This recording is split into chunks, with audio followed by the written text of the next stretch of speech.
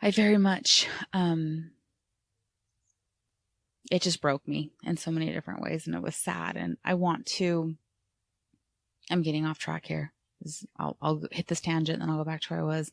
Like, I want to believe, like, obviously you were an officer. I was in dispatch. We have family that was law enforcement, that is law enforcement. Like, that is, and I know so many good people, and so do you, that's so hard to see, the type of people that are in law enforcement, that are the kind, compassionate, that are doing, that are stopping these things, and then see, like, honestly, we know a small amount of law enforcement, and we're just as guilty of thinking that that's the vast majority, because we don't know.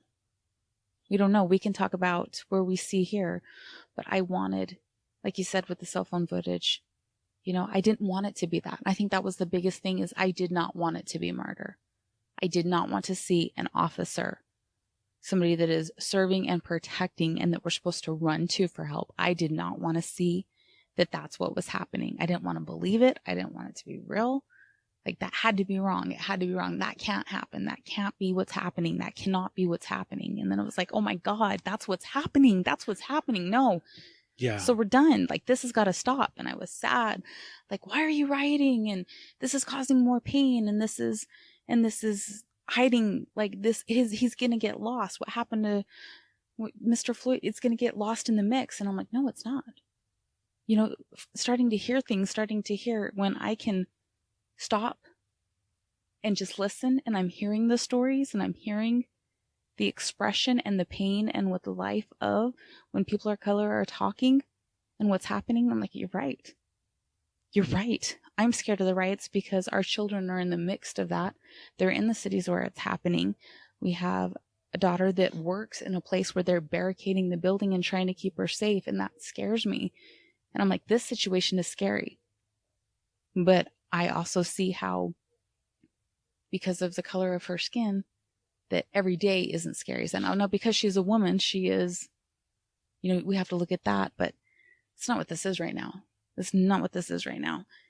And so I went from being against the riots to, I don't want to see people get hurt. I don't want to see people get killed. But I'm now in a state of, go make some noise. Go make as much noise. I don't want anybody hurt, but go make some fucking noise, because obviously the way we're doing it, it hasn't worked. Yeah. So go make some noise, because this can't be. This can't be. And you're seeing across the board officers and National Guard that are laying down their shields and that are walking with the protesters and are sitting with the protest. And there is so much peaceful going on, but like, everybody just needs to join together.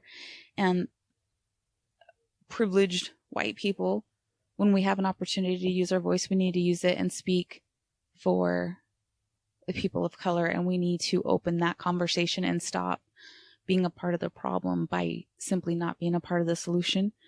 And then when we have the opportunity to hear a person of color, we just need to shut the fuck up for a minute. We just need to shut up, because we do not have a clue. And I didn't know how much we didn't have a clue till I started really listening and was hearing these stories and hearing, like, oh my God, like, that didn't occur to me. Like, I have not, like, the conversations that have been had and the lessons that they give on how to protect themselves and what happens is not a conversation that I've had to give with my kids. And it's not a conversation that is ever given to me now.